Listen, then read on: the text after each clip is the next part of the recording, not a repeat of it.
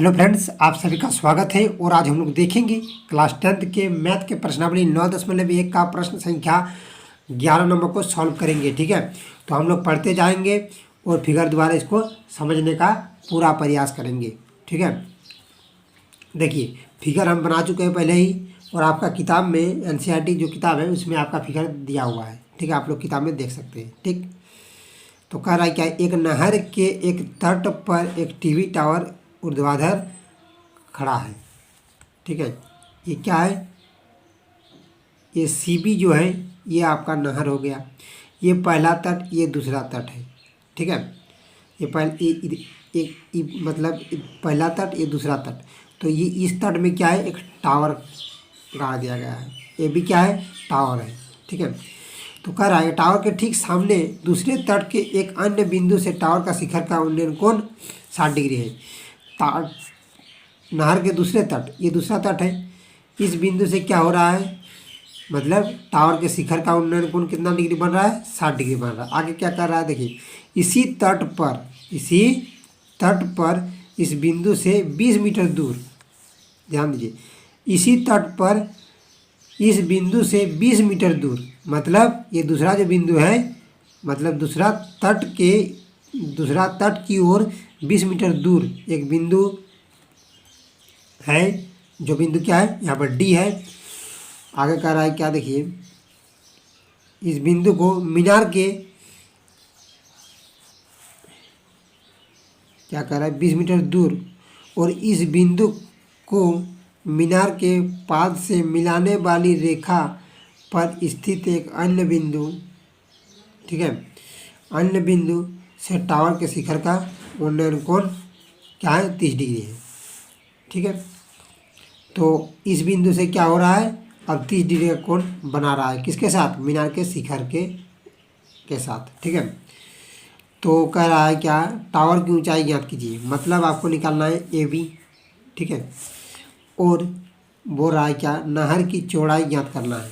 नहर की चौड़ाई क्या हुआ, बी सी। ठीक है, देखिए नहर तो ये वाला है, यहाँ से यहाँ तक मेरा नहर है। ठीक है ना, लेकिन ये जो हिस्सा है उसको आगे नहर दूसरा तट की ओर आगे बढ़ा के एक, मतलब उन्नयन कोण यहाँ पर बनाया गया है। ठीक है, लेकिन आपको आपको अगर समझ लीजिएगा कि डी बी यहाँ से यहाँ तक पूरा नहर है, वो नहीं है, गलत हो जाएगा फिर। ठीक है, ये जो बी सी या बोलिए या तो सी बी, ये आपका नहर की चौड़ाई होगा। ठीक है, तो चलिए देखते हैं। तो नहर की चौड़ाई ज्ञात करना है हमको और टावर की ऊंचाई। तो हम लोग क्या लिखेंगे, माना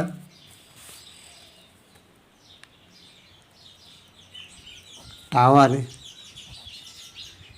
की ऊंचाई बराबर क्या हो जाएगा, यहाँ पर ए बी हो जाएगा, और इसको आप एच भी मान सकते हैं, ऐसे बनेगा, ए बी ही मान लीजिए, रहने दीजिए। ठीक है, तो फिर क्या होगा, अब यार नदी की, और क्या बोला है यहाँ पर, नहर की चौड़ाई यहाँ पर लिख देंगे, तथा नहर की चौड़ाई बराबर क्या हो जाएगा आपका, BC हो जाएगा, BC।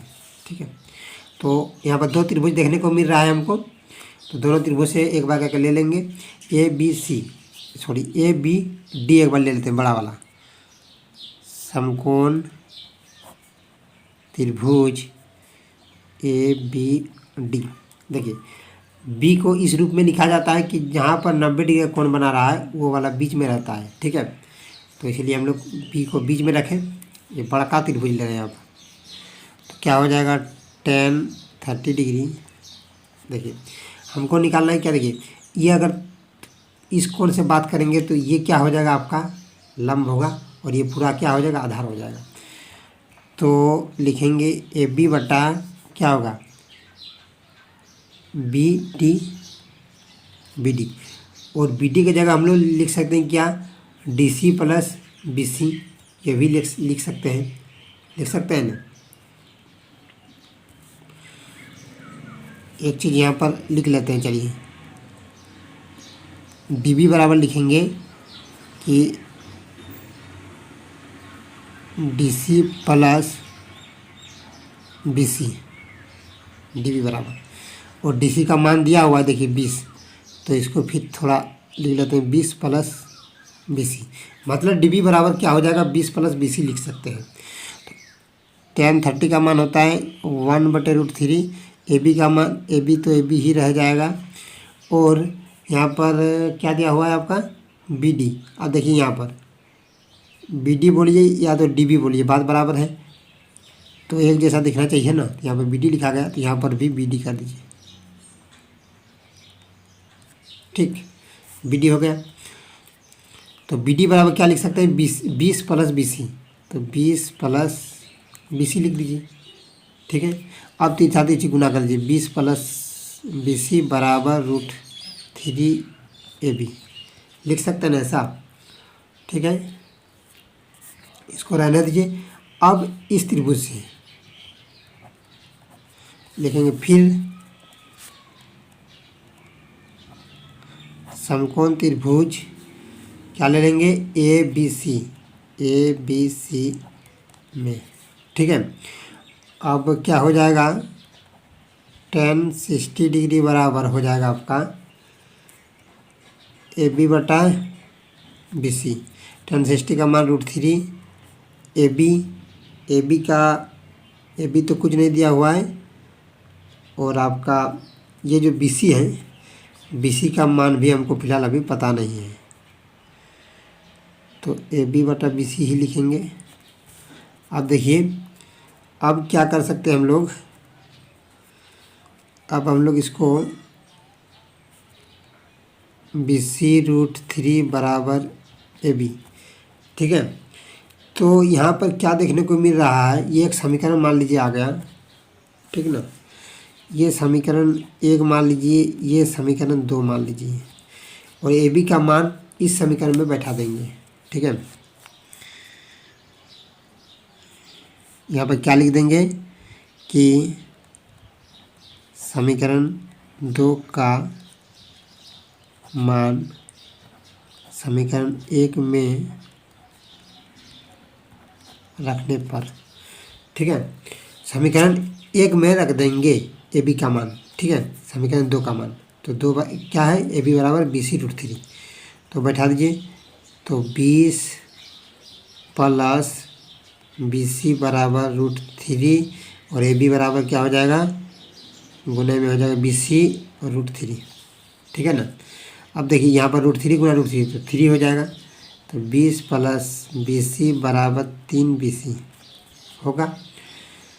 इस BC को उधर ले चल जाएंगे, तो 20 बराबर क्या होगा 3 BC माइनस BC, तो बराबर यहाँ पर क्या लिख सकते हैं हम लोग, इसको जगह का मैं इसलिए यहीं पर लिख लेते हैं।